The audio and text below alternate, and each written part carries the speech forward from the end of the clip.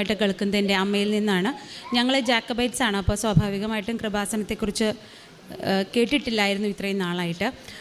നമ്മുടെ വീട്ടിൽ മമ്മിയുടെ ഫ്രണ്ട് മമ്മിക്ക് കൊടുത്ത ഒരു പത്രം, അതാണ് ഞാൻ ആദ്യമായിട്ട് കണ്ടത്. അപ്പോൾ ഒരു ദിവസം മമ്മി എൻ്റെ അടുത്ത് പറഞ്ഞു, ഇതിൽ കുറച്ച് സാക്ഷ്യങ്ങളുണ്ട്, ഇത് കൃപാസനം എന്ന് പറയുന്ന ഒത്തിരി വേർഷിപ്പുള്ള ഒരു സ്ഥലമാണ് എന്ന് പറഞ്ഞപ്പോൾ ഞാൻ ജസ്റ്റ് എടുത്തത് വായിച്ചു നോക്കിയപ്പോൾ അതിൽ കുറേ സാക്ഷ്യങ്ങൾ ഞാൻ വായിച്ചു. അത് വായിച്ചപ്പോൾ എനിക്ക് ആദ്യം അത് വിശ്വാസം വന്നില്ല. കാരണം ഒത്തിരി നടക്കാത്ത കാര്യങ്ങളൊക്കെ നടക്കുന്നു എന്ന് പറയുന്ന കാലഘട്ടമാണ്. അപ്പം ഞാനതിനെ വിശ്വാസത്തോടു കൂടിയല്ല സത്യമായിട്ടും ഞാനത് കണ്ടത്. അപ്പോഴും കൃപാസനത്തിലേക്ക് വരണമെന്ന് മമ്മി പറഞ്ഞു, നമുക്ക് ഒരു പ്രാവശ്യം ഒന്ന് പോയി നോക്കാം കൃപാസനത്തിൽ എന്ന് പറഞ്ഞപ്പോഴും ഞാനത് വേണ്ടാന്ന് മാത്രമേ പറഞ്ഞിട്ടുള്ളൂ. പക്ഷേ കൃപാസനത്തിലേക്ക് വരാനായിട്ട് എനിക്ക് വഴിയൊരുക്കിയത് എൻ്റെ സുഹൃത്തായ ലിജി എന്ന് പറയുന്ന ചേച്ചിയാണ്. ചേച്ചി കാത്തലിക്കാണ്. ചേച്ചി എല്ലാ മാസത്തിലെയും ഒരു ചൊവ്വാഴ്ച ഇവിടെ വന്ന് ധ്യാനം കൂടുന്ന ആളാണ്. ചേച്ചിയുടെ നേരിട്ടുള്ള സാക്ഷ്യങ്ങൾ മൂലമാണ് ഞാനിവിടേക്ക് വന്നത്. എനിക്ക് പരിചയമില്ലാത്തൊരു സ്ഥലം, നമുക്കൊരു സ്ഥലത്തെക്കുറിച്ചൊരു കാഴ്ചപ്പാടുണ്ടാവുമല്ലോ. അപ്പോൾ ഞാൻ ഞങ്ങൾ വന്നിറങ്ങിയ സമയം ഇവിടെ സാക്ഷ്യം പറയുന്ന സമയമായിരുന്നു. അപ്പോൾ ഞാൻ നേരിട്ടുള്ള കുറേ സാക്ഷ്യങ്ങൾ കേട്ടതിന് ശേഷമാണ് മുകളിലേക്ക് ഞാൻ പോയത്. ഞാൻ 5 നിയോഗങ്ങളാണ് ഞാനിവിടെ വെച്ചത്. ഞാൻ കഴിഞ്ഞ വർഷം സെപ്റ്റംബറിലാണ് ഇവിടെ വന്നത്. അതിൽ 2 എണ്ണം ഞാൻ ഉടമ്പടി കാലാവധി പൂർത്തിയാകുന്നതിന് മുൻപ് തന്നെ എനിക്ക് നടന്നു കിട്ടി. അപ്പോൾ അത് നടന്നു കിട്ടിയപ്പോൾ തന്നെ അത് വന്ന് പറയണമെന്ന് എനിക്ക് നിർബന്ധമുണ്ടായിരുന്നു. കാരണം മുഴുവൻ പൂർത്തിയായില്ലെങ്കിൽ പോലും നടന്നു കിട്ടിയ 2 കാര്യങ്ങൾ എൻ്റെ മുന്നിലിരിക്കുന്ന ജനത്തോട് വിളിച്ചു പറയാനായിട്ട് ഞാൻ ആഗ്രഹിക്കുന്നു. അതിൽ ഒന്നാമത്തേത് എൻ്റെ ഹസ്ബൻഡിന് നല്ലൊരു ജോലി ലഭിക്കുക എന്നുള്ളതായിരുന്നു. ഉടമ്പടി പ്രകാരം അദ്ദേഹം കഴിഞ്ഞ 18-ാം തീയതി വിദേശത്തേക്ക് പോയി. ഞങ്ങൾ പ്രതീക്ഷിച്ചതിലും നല്ലൊരു ജോലി മാൾട്ടയിലെ പബ്ലിക് ട്രാൻസ്പോർട്ടിലാണ് കിട്ടിയത്. അവിടുത്തെ ഗവൺമെൻറ് ജോബാണ് കിട്ടിയത്.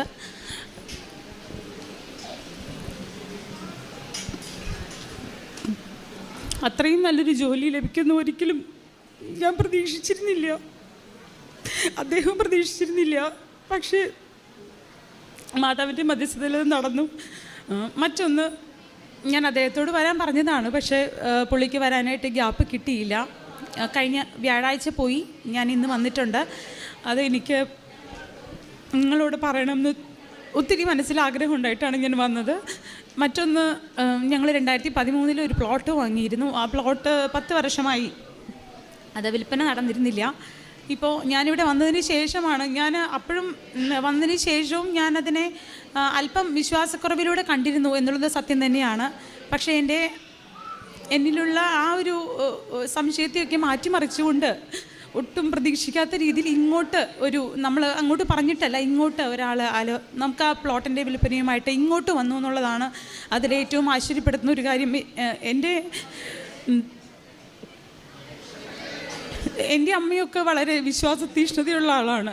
അപ്പോൾ ഇന്ന് തമ്പുരാൻ വരുവാണെങ്കിൽ പോകാനായിട്ട് റെഡി ആയിട്ടിരിക്കുന്ന ഒരാളാണ്. അത്രയും തീഷ്ണതയൊന്നും എനിക്കില്ല, പക്ഷേ ഞാൻ അടിയുറച്ച വിശ്വാസി തന്നെയാണെന്ന് എനിക്ക് വളരെയേറെ വിശ്വാസമുണ്ട്. എന്നെ ഏറ്റവും ആശ്ചര്യപ്പെടുത്തുന്ന ഒരു കാര്യം എന്താണെന്ന് വെച്ചാൽ, ഒരു 2 വർഷങ്ങൾക്ക് മുൻപ് കൃപാസനത്തിൻ്റെ ഒരു പത്രത്തിൽ ഞാൻ കണ്ട സാക്ഷ്യം, അത് ഞാൻ സംശയത്തോടു കൂടിയാണ് അന്ന് കണ്ടിരുന്നതെങ്കിൽ, ഇന്ന് കൃപാസനം എന്ന് പറയുന്ന ഇവിടെ വന്ന് എൻ്റെ സ്വന്തം സാക്ഷ്യം നിങ്ങൾക്ക് മുൻപിൽ പറയാൻ സാധിച്ചത് എങ്ങനെയാണ്, അതാണ് എന്നെ ഏറ്റവും കൂടുതൽ ആശ്ചര്യപ്പെടുത്തുന്ന ഒരു കാര്യം. അപ്പോൾ എൻ്റെ ജീവിതത്തിൽ ഈ ഒരു സന്ദർഭം, അല്ലെങ്കിൽ ഈ ഒരു നിമിഷം എൻ്റെ ജീവിതത്തിൽ ഞാൻ ഒരിക്കലും മറക്കില്ല. ഇവിടെ ഒത്തിരി പ്രാർത്ഥനാ അനുഭവങ്ങളുമായിട്ട്, അല്ലെങ്കിൽ പ്രാർത്ഥനകളുടെ അനുഗ്രഹം നേടേണ്ടുന്ന കൂടി വന്നിരിക്കുന്ന എല്ലാവരെയും മാതാവിൻ്റെ മധ്യസ്ഥതയിൽ അനുഗ്രഹിക്കട്ടെ എന്ന് ഞാൻ പ്രാർത്ഥിക്കുന്നു.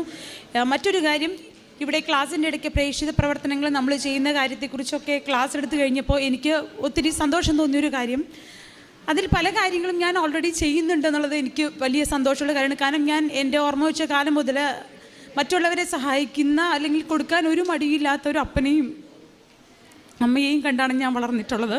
എൻ്റെ അപ്പനും അമ്മയും കൊടുക്കാൻ ഒരു മടിയില്ല. ഞങ്ങളെ മക്കളെയും രണ്ടുപേരെയും അങ്ങനെ തന്നെയാണ് വളർത്തിയിരിക്കുന്നത്.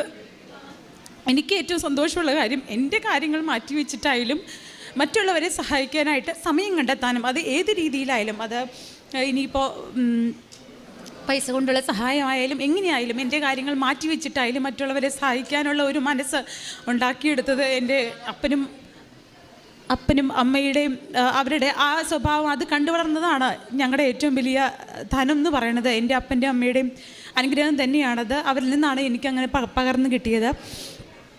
അതുപോലെ ഇവിടുത്തെ പ്രാർത്ഥനാ വസ്തുക്കൾ ഉപയോഗിച്ചുകൊണ്ടുള്ള തൈലവും മറ്റും ഉപയോഗിച്ചുകൊണ്ടുള്ള എൻ്റെ പ്രാർത്ഥനയാണ് എൻ്റെ അപേക്ഷകൾക്കൊക്കെ മറുപടി നൽകിയെന്ന് ഞാൻ വിശ്വസിക്കുന്നു.